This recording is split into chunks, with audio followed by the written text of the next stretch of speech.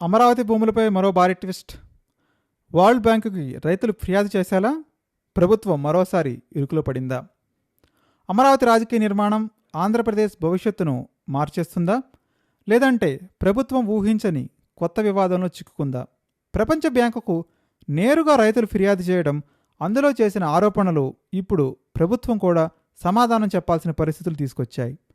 ఒకవైపు 1,00,000 కోట్ల రూపాయల రాజధాని నిర్మాణం, మరొక వైపు మా భూముల విలువను మీ దగ్గర ఒకలా మాకు ఇంకోలా చెప్తున్నారు అంటూ రైతులు ఆరోపిస్తున్నారు.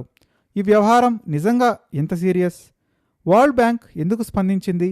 ప్రభుత్వం ఇప్పుడు ఏం చేయాల్సి ఉంటుంది? ఈ వీడియోలో పూర్తి స్థాయి వివరాలు తెలుసుకుందాం. వీడియోని మర్చిపోకుండా లైక్ చేయండి, చివరి వరకు చూడటానికి ప్రయత్నించండి, సబ్స్క్రైబ్ చేయడం ద్వారా మీ మద్దతు మాకు కల్పించండి. ప్రస్తుతం కూటమి ప్రభుత్వం అత్యంత ప్రతిష్టాత్మకంగా తీసుకున్న ప్రాజెక్ట్ ఏదైనా ఉంది అంటే అది అమరావతి రాజధాని ప్రాజెక్ట్ మాత్రమే. ప్రభుత్వం చెప్పిన లెక్కల ప్రకారం వచ్చే 4 సంవత్సరాల్లో దాదాపు 60,000 కోట్ల రూపాయలు ఖర్చు చేసి మొదటి దశ పూర్తి చేయాలని లక్ష్యంగా పెట్టుకుంది.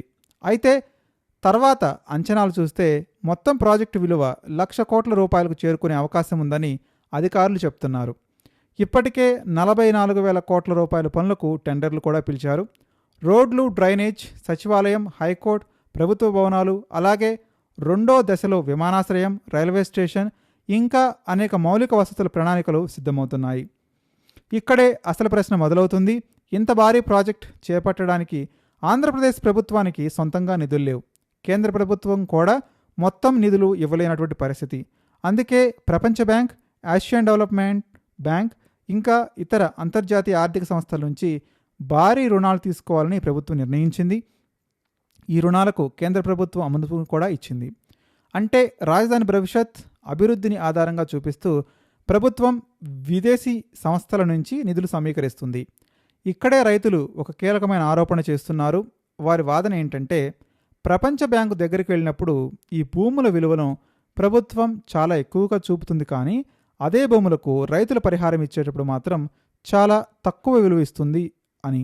రుణాలు తెచ్చుకోవడానికి ఒక రేటు, రైతులు చెల్లించడానికి మరో రేటు అనే ఆరోపణలు చేస్తున్నారు.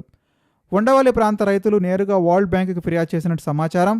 వారి ఆరోపణల ప్రకారం ప్రభుత్వ బ్యాంకుల ముందు 1 ఎకరం భూమి విలువను కోట్ల రూపాయలుగా చూపిస్తుంది, కానీ రైతులకు మాత్రం ఎకరా కేవలం 25 లక్షల రూపాయలు మాత్రమే అని నిర్ధారిస్తుందని చెప్తున్నారు. వారి వాదన ప్రకారం 2014కే ఆ ప్రాంత భూముల మార్కెట్ విలువ 1 కోటి రూపాయలు పైగానే ఉండేది. ఇప్పుడు అయితే 10 కోట్ల నుంచి 30 కోట్ల రూపాయల వరకు ఉంది అంటున్నారు. ఈ భారీ వ్యత్యాసం రైతులకు నష్టం చేస్తుందని ఫిర్యాదులు పేర్కొన్నారు. ఈ ఫిర్యాదు తర్వాత ప్రపంచ బ్యాంక్ అధికారులు కూడా స్పందించినట్టు వార్తలు వస్తున్నాయి. సిఆర్డీఏకి లేఖ రాసి భూముల విలువ నిర్ధారణపై వచ్చిన ఆరోపణలను పరిశీలించాలని కోరినట్టు తెలుస్తుంది. అలాగే భూముల విలువ ఎలా నిర్ణయించారు, ఏ ఆధారాలతో నిర్ణయించారు, 2014 నుంచి ఇప్పటివరకు ఏ మార్పులు జరిగాయి అన్న పూర్తి వివరాలు ఇవ్వాలని అడిగినట్లు సమాచారం.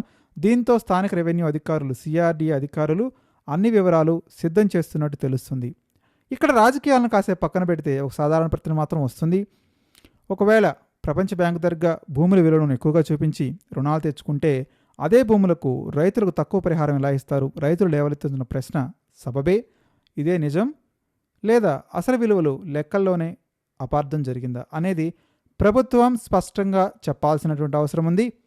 ఇక ప్రభుత్వం కూడా మరొక వాదన చేసే అవకాశం ఉంది. కొంతమంది రాజధాని అభివృద్ధిని అడ్డుకోవడానికి విదేశీ సంస్థలకు ఫిర్యాదులు చేస్తున్నారు. గతంలో కూడా అమరావతి ప్రాజెక్టుపై ఇలాంటి రాజకీయ వివాదాలు చెలరేగాయి. అందువల్ల ఈ ఫిర్యాదు కూడా రాజకీయ కోణంలో జరిగిందని ప్రభుత్వం వాదించే అవకాశం ఉంది. రైతులు అడిగిన ప్రశ్నలకు సంఖ్యలతో, డాక్యుమెంట్లతో స్పష్టమైన సమాధానం ఇవ్వాల్సిన బాధ్యత మాత్రం ప్రభుత్వంపైనే ఉంటుంది. మొత్తానికి రాజధాని అమరావతి అభివృద్ధి ఆంధ్రప్రదేశ్కు అత్యంత కీలకమైన ప్రాజెక్ట్. అదే సమయంలో రైతుల హక్కులు, వారి భూముల విలువ, పరిహారం ఇవన్నీ కూడా అంతే ముఖ్యమైన అంశాలు. ప్రభుత్వం పారదర్శకంగా వ్యవహరిస్తే ఈ వివాదం ముగిసిపోయే అవకాశం ఉంది. లేకపోతే వరల్డ్ బ్యాంక్ స్థాయిలో ప్రారంభమైన ఈ వివాదం రాజకీయంగానో చట్టపరంగానో ఇంకా పెద్ద చర్చకు దారితీసే అవకాశం ఉంది. ఇప్పుడు అందరి దృష్టి ప్రభుత్వం ఇచ్చే వివరణపై, అలాగే వరల్డ్ బ్యాంక్ తదుపరి చర్యలపై ఉంది. ఈ అంశంపై మీ అభిప్రాయం ఏంటి? రైతుల ఆరోపణలు నిజముందని భావిస్తున్నారా, లేక ప్రభుత్వం సరైన నిర్ణయం తీసుకుందని నమ్ముతున్నారా? మీ అభిప్రాయాన్ని కామెంట్ రూపంలో తెలియజేయండి. వీడియో నచ్చితే లైక్ చేయండి, షేర్ చేయండి. ఇలాంటి బలమైన రాజకీయ విశ్లేషణల కోసం మా ఛానల్ని సబ్స్క్రైబ్ చేయండి.